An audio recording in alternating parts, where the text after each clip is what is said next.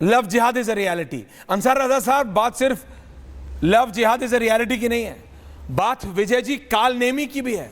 आपको पता है मैं आज अचानक वो राक्षस, उस असुर कालनेमी की क्यों बात कर रहा हूं?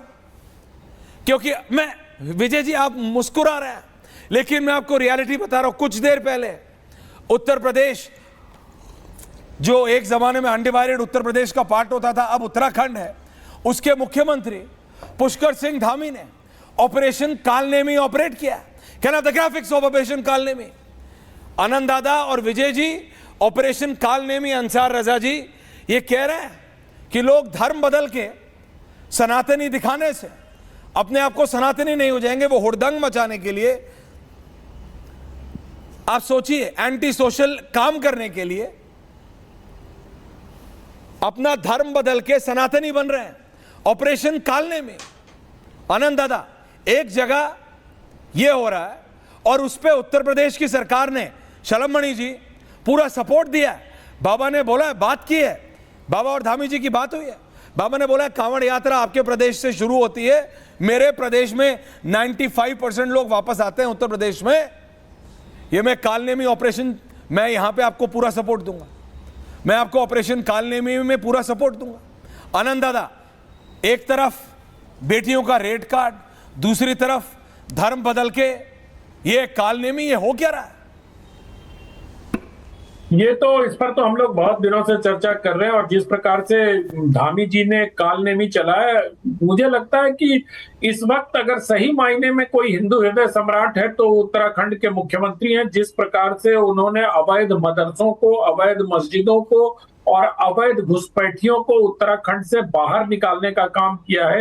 आपको याद होगा कि देहरादून के बीच में एक अस्पताल है और अस्पताल में एक मजार है, उस मजार को रातों रात हटा दिया गया, और जब उसकी गहरी खुदाई की गई तो अंदर से कुछ भी नहीं मिलेगा, ऐसा वहां के लोग बताते हैं। मैं अभी हाल में देहरादून गया था कि वो फर्जी मजार था और वहां चादर चढ़ाया के और उसका वो काम किया जा रहा था। तो धामी जी ने अगर कालनेमी के नाम से ये उपक्रम शुरू किया है तो मुझे लगता है कि, और बाबा का उसमें सहयोग है, तो ये कालनेमियों की खैर नहीं है। और मुझे बहुत अच्छा लगा कि आपने आज कालनेमी का नाम लिया। कालनेमी वही व्यक्ति है, और कालनेमी का मामला छांगुड़ से जुड़ता है। आप छांगुड़ को लेकर झिंगुर कंफ्यूज मत होइए।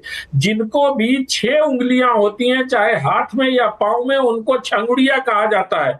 वो छंगुड़िया धीरे धीरे छांगुर हो गया, और छांगुर से धीरे धीरे वो अंगूठी बेचते बेचते एक व्यक्ति, एक जो नसरीन या नवनीत, जो भी उनकी शिष्या हैं, उनको पुत्र रत्न की प्राप्ति होती है। इनके आशीर्वाद देने के बाद मुंबई में मुलाकात होती है, उसके घर में 20 दिन रुकते हैं, और फिर वहीं से ये प्रचार शुरू होता है कि इसमें, इनमें कोई दैवी शक्ति है, कोई रूहानी ताकत है, और ये बाबा बनने के लायक है। और वहीं से उनकी ये जो कहानी है रेड कार्ड वाली, जो लव जिहाद पे आती है, क्योंकि लव जिहाद में इजी मनी भी है। और जो मैं, अंसार रजा जी बहुत सम्मान करता हूं मैं इनका, ये बहुत अच्छी बात कह रहे थे कि इस्लाम में जबरन धर्मांतरण का कोई स्कोप नहीं है, और बहुत खूबसूरत मजहब है। मैं मानता हूं इस बात को, लेकिन इस खूबसूरत मजहब को जिन लोगों ने बदसूरत किया है, मुझे लगता है कि वो मुस्लिम समाज के, मतलब आवाज वहीं से वो निकल के आनी चाहिए। अगर ये voice with in the society नहीं आएगा तो ये मजहब जिस प्रकार से सवालों के घेरे में आता है, जिस प्रकार से प्रश्नों से इनका सामना होता है, और अगर इस्लाम में तलवार के जोर पर नहीं कराया जा रहा था तो इस जमालुद्दीन से लेकर जलालुद्दीन अकबर तक जाना पड़ेगा आपको, अंसार साहब, और वहां से आपको सफाई करनी पड़ेगी कि जलालुद्दीन अकबर ने भी तो, और बाबर ने, हुमायूं ने, शाहजहां ने, औरंगजेब ने, अब क्या कहना चाहते हैं कि औरंगजेब ने तलवार के जोर पर धर्मांतरण नहीं करवाया? क्या इतिहास की सारी किताबें हमें झूठी पढ़ाई गई? इन सब चीजों पर अगर आप विचार करेंगे तो आपको लगेगा कि आपके धर्म की खूबसूरती को बदनाम किया जा रहा है। कृपया समाज के अंदर के लोगों को प्रेरित करिए कि वो इस्लाम को बदनाम करने वाले इस छांगुड़ की तरह के लोगों के खिलाफ बोलना शुरू करें, और मैं तो अपेक्षा करता हूं कि आरंभ आप ही करें।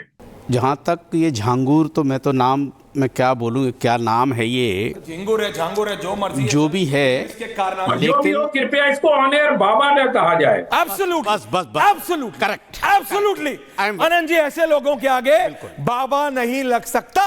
दूसरा, अनंत जी, ऐसे लोगों के खिलाफ हम जैसे लोग हमेशा खड़े रहे हैं, और आज हम फिर खड़े हैं। और मैं तो ये कह रहा हूं कि शलमणि त्रिपाठी जी पता नहीं है कि नहीं है, 2017 से गालिबन सरकार है बाबा की।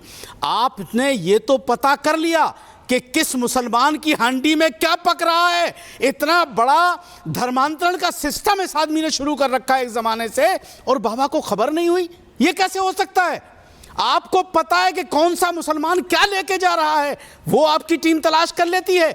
इतना बड़ा जालिम आदमी जो धर्मांतरण करवा रहा है, गुनाह कर रहा है, बुरा कर रहा है और साम्राज्य चला रखा है, उसके बारे में, जबकि बाबा का मठ है वहां, बाबा को पता नहीं चला। बड़े कमाल की बात है। वो अंतर्यामी कहां चले गए जो हंडी में गोश्त तलाश कर लेते थे, डब्बे में गोश्त तलाश कर लेते थे, घर में गोश्त तलाश करके लोगों को मार देते थे? वो कहां चले गए? मैं बिल्कुल झांगुर के खिलाफ हूं, बिल्कुल इसके साथ कड़ी कार्रवाई होनी चाहिए और कोई इसके सपोर्ट में उतर के ना आए। इसने गलत किया, ये मसला इस्लाम की तस्वीर को गलत पेश कर रहा है। हम नहीं खड़े ऐसे लोगों के साथ, ना किसी को खड़ा होना। झा जी आ रहा हूं, लेकिन आप करते क्या रहे इतने जमाने? सतीश जी आ रहा हूं। आप क्या कर रहे थे इतने जमाने से? चलो बाबू, विजय दादा बता रहे आ रहा हूं। विजुअल नहीं चाहिए अंसार साहब, आप ग्राफिक। अंसार साहब, आपका सवाल आपने बहुत होशियारी से सवाल पूछा है। बाबा की सरकार नहीं होती, ये जो छांगुर है ना, ये मुख्यमंत्री निवास में बिरयानी खा रहा होता उसी तरीके से जिस प्रकार से मुजफ्फरनगर दंगों के जो आरोपी थे, दंगों के जो गुनाहगार थे, उनको मुख्यमंत्री कार्यालय में भोजन कराया गया, उनको बिरयानी परोसी गई थी। आज बाबा की सरकार है।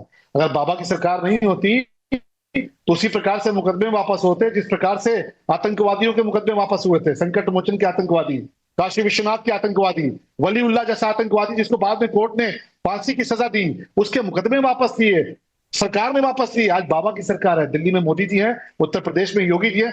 सुनिए, बीच में टोकिए मत, सुन लीजिए। और आप चेहरा जो लेके आते हैं आप, अरे सुन लीजिए, आप स्टूडियो में बैठे ना, वर्चुअल जुड़ा हूं, आप चिल्लाएंगे तो मेरी बात नहीं आ पाएगी। सुन लीजिए, इनको ऐश्वर्य भाई रोकिए जरा।